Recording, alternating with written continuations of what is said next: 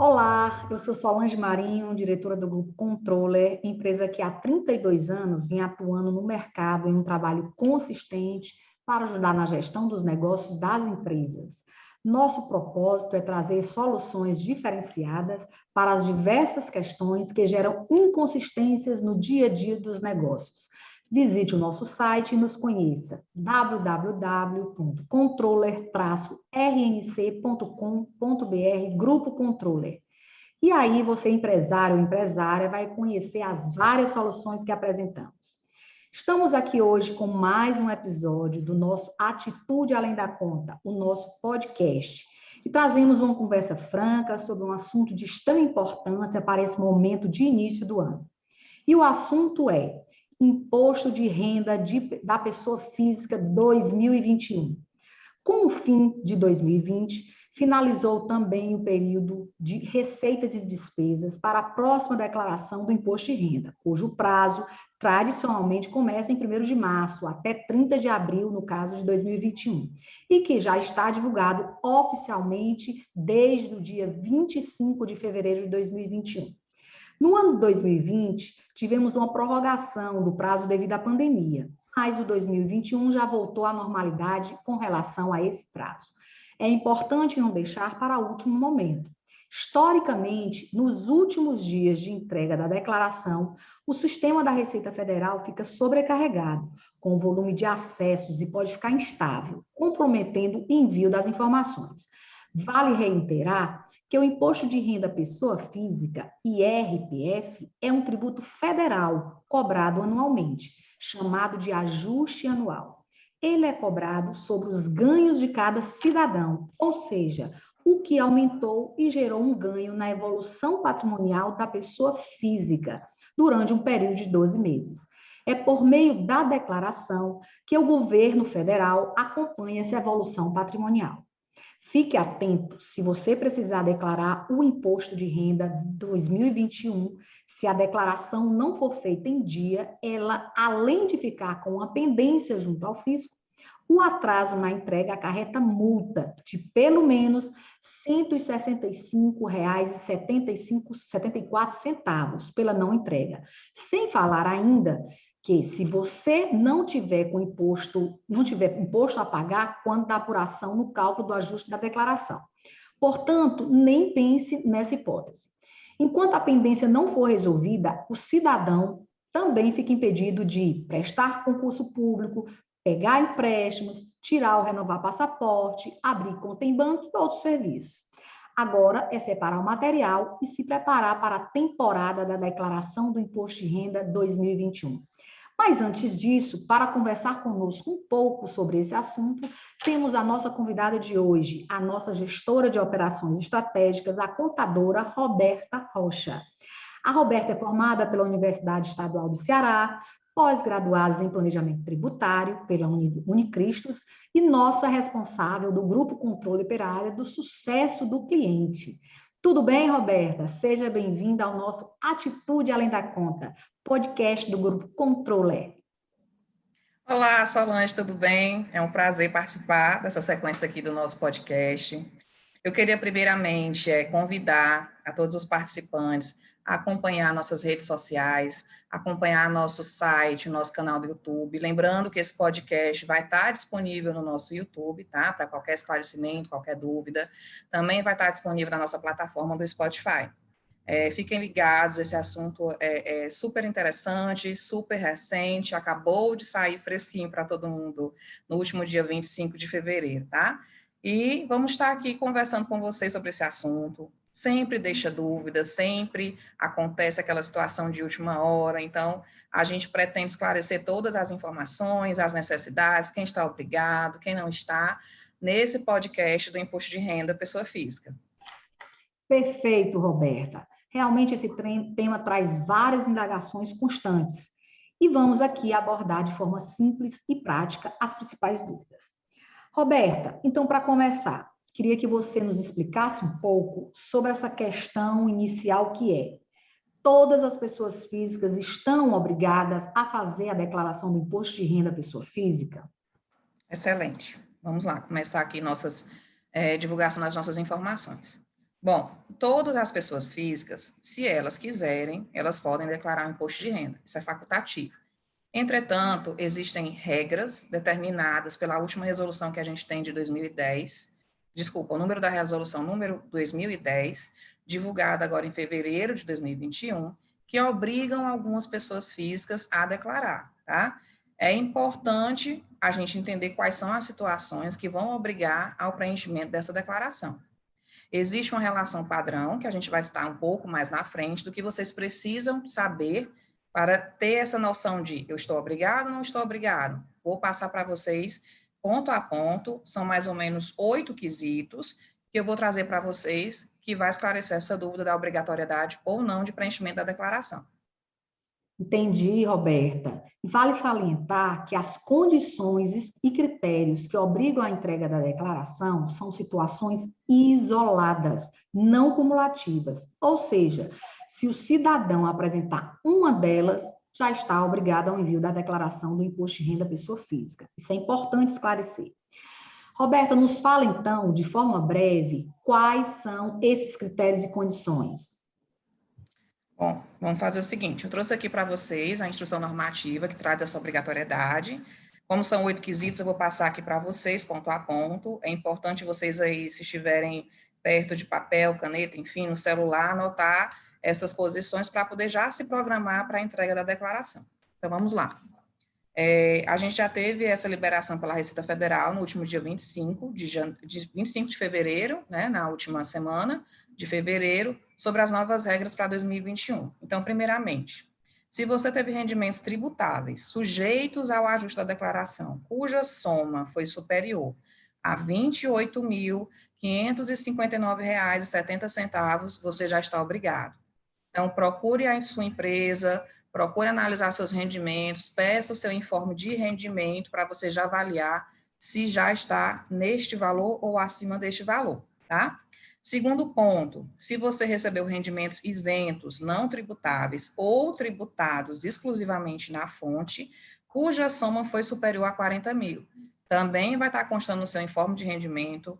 O banco de vocês que vocês tenham conta vai passar esse documento para vocês também. Lá tem esse informativo do que é isento ou não tributado. Enfim, esse documento vai deixar muito claro para vocês. Eu já estou dando dica para vocês aqui do que guardar, do que separar de documentos para começar o preenchimento da sua declaração de imposto de renda 2021. Obteve em qualquer mês ganho de capital na alienação de bens, ou seja, se você vendeu algum imobilizado, um veículo, enfim, sujeito à incidência do imposto, ou realizou operações em bolsas de valores, de mercadorias, de futuros e assemelhados. Já foram aí 3 pontos. Quarto ponto, quem tem a questão da atividade rural, tá? Se obteve uma receita que foi superior a R$ 142.798,50, ou pretenda compensar no ano calendário, que é 2020, que nós estamos entregando agora em 2021, ou posteriores, prejuízos de anos calendários anteriores, ou do próprio calendário 2020. Então, você está obrigado a declarar até para constituir essa compensação. No item 5, se você teve em 31 de dezembro a posse ou propriedade de bens ou direitos, inclusive de terra nua, um valor superior a R$ 300 mil, tá? Ótimo, Roberta. Então, a gente deve considerar que, como existem aspectos muito técnicos nesses critérios, nós do Grupo Controller estamos sempre tentando esclarecer cada ponto ao empresário de forma prática, entendendo suas operações, para podermos atribuir de forma correta a relação com relação às condições de obrigatoriedade. Exatamente. Roberta, também existem condições de isenção, não é verdade? De imposto de renda à pessoa física. Explica para a gente um pouco como funciona. Bom, vamos tratar um pouquinho dessa questão da isenção, tá? Neste caso do imposto de renda, é bem interessante a gente perceber o quê? Primeira coisa, se sua renda mensal for inferior a R$ 1.999,18, ou seja, se você fizer de forma acumulativa, tem que ser menor do que a condição dos rendimentos tributáveis obrigatórios. Né? Se você tiver bens como automóveis ou terrenos, por exemplo, que o valor não seja superior aos 300 mil, ou seja, o inverso da obrigatoriedade. Então, todo mundo tem que ficar atento nesse quesito. E no caso de aposentados com mais de 65 anos, que sobrevivem exclusivamente do benefício da aposentadoria, também não estão, já estão nesse campo de isenção do imposto de renda, tá? Ótimo, Roberta, perfeito. Ótimos esclarecimentos. Dessa forma, já tratamos até aqui, então, pessoal, sobre os critérios e condições que obrigam a pessoa física a declarar para o fisco e quais as condições que a deixam isenta, ou seja, dispensada da declaração. Mas e aí? Será que vale a pena, Roberta, ficar sem declarar o imposto de renda pessoa física? Isso é uma questão muito interessante. O que você acha? Explica para a gente um pouco. Bom, é uma boa pergunta. Particularmente, eu acho bem interessante que todo mundo faça sua declaração de imposto de renda, por quê? Muita gente pensa que preencher a declaração de imposto de renda significa pagar imposto, né? Mas, na verdade, a tua declaração de imposto de renda, ela vai servir como comprovante de renda, vai ser possível utilizá-la para poder fazer uma avaliação bancária de rendimentos, se estiver precisando de um empréstimo, enfim, ela tem essa garantia. Então, tem esse lado positivo para futuras negociações, futuras comprovações de renda, de crédito, apresentar teu imposto de renda. Então, é muito simples de ser preenchida, você pode procurar aqui o grupo controle, que a gente tem todas as condições e orientações que a gente pode repassar, sempre garantindo a gestão do risco, e vai ser muito benéfica você utilizar a declaração de imposto de renda para suas atividades rotineiras e suas necessidades rotineiras financeiras. Ótimo, ficou muito claro, realmente. Então, a gente tem que avaliar se realmente vale a pena não declarar por não obrigatoriedade. Ou seja, se você não estiver obrigado, pelo que a Roberta diz, você pode sim declarar. Roberta, e quem tiver valor a restituir? Explica o que é essa restituição e como funciona. Bom, gente, é muito interessante a questão da restituição, muita gente já pensa nesse caso da restituição. Então, assim, funciona de que forma? É um acerto, contribuinte e governo, tá? Então, do que a gente já pagou antecipadamente com o que seria devido já quando vem a declaração do imposto de renda. Então, primeiramente, para que o governo devolva esses valores, o que foi pago, vai ser avaliado realmente o que foi considerado como despesa dedutível ou não, os rendimentos, enfim. O contribuinte, o que é que vai acontecer? Ele vai ter esse retorno já no ato do preenchimento da declaração, ele vai ter uma perspectiva de valor de restituição. E eu quero trazer para vocês também, que já é bom ter esse acompanhamento, como funciona essa restituição. Primeiro, sempre a prioridade do primeiro lote vai considerar pessoas acima de 60 anos, portadores de deficiências e professores. Os próximos lotes de restituição, que são mensais, ele vai considerar a ordem de entrega. Então, antes, todo mundo aqui separar seus documentos, né, para fazer essa entrega, para fazer esse preenchimento, mais rápido vai ser essa restituição. Passando aqui para vocês já as previsões de data. Primeiro lote, 31 de maio de 2021. Segundo lote, 30 de junho de 2021. Terceiro, 30 de julho. Quarto, 31 de agosto. E o quinto lote, dia 30 de setembro. Então, quem não quiser deixar para ficar para depois, deixar por último, procura a gente, já começa a separar seus documentos, entre em contato, que a gente faz os esclarecimentos, para que você também tenha esse benefício de restituição antecipada. Ótimo, Roberta, muito bom. Você nos traz aqui muitas dicas e esclarecimentos valiosos, né? E que devemos sempre revisitar a cada ano, pois se deixarmos para a última hora, com certeza pode ser que deixemos passar alguns desses detalhes. Roberta, explica para a gente, então, no caso de consulta ao IR do contribuinte, como o contribuinte pode realizar?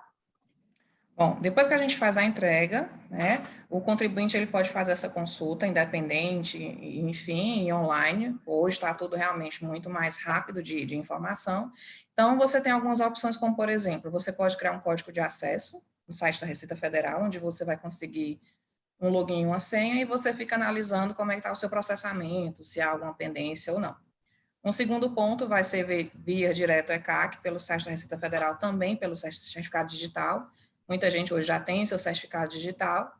E, além disso, para ver questão de processamento e previsão de data de restituição, todo mundo pode baixar no seu app o aplicativo da Receita Federal de Imposto de Renda, de processamento do imposto de renda, e ao colocar seu CPF, ele já vai dar o status do seu processamento da declaração e possível data de restituição. Tá? Então, tem esses 3 canais que qualquer contribuinte, qualquer pessoa vai conseguir ter essa consulta e essa análise periodicamente.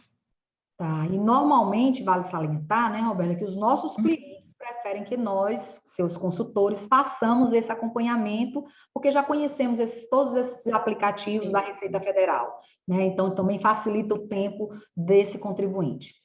Isso, e assim, é importante também destacar que aqui na Controller, nós só deixamos como final, a gente não considera a data 30 de abril, que é o prazo final da declaração, tá?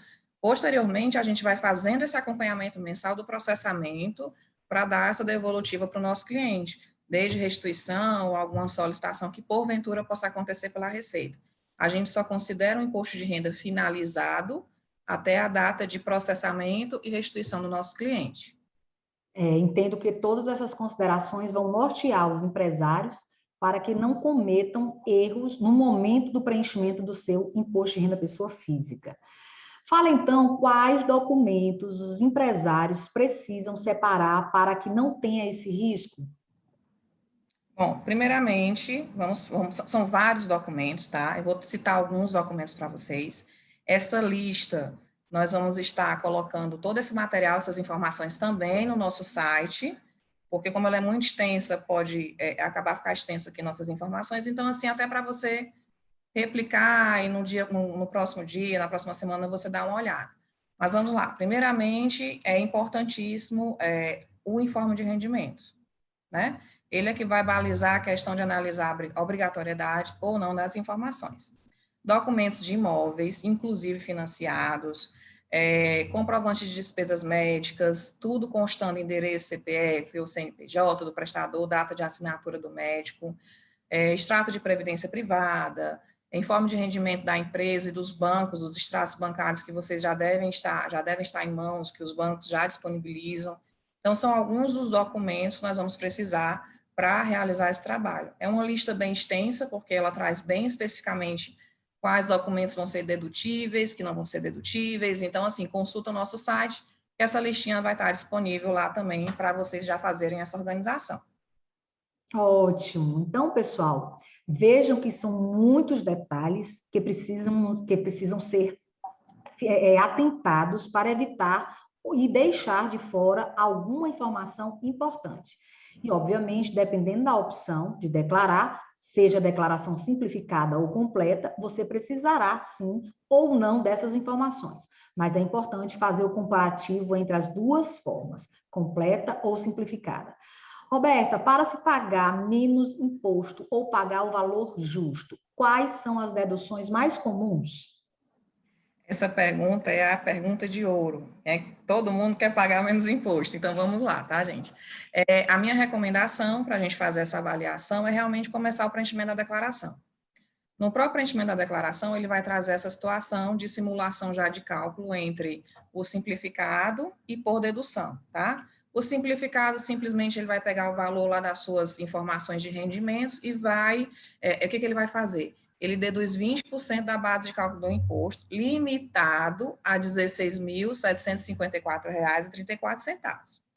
Já o modelo completo, ele vai levar em consideração tudo que está sendo informado na declaração, inclusive as suas despesas dedutíveis, tá? O que são essas despesas dedutíveis? Tudo que aconteceu durante o ano anterior.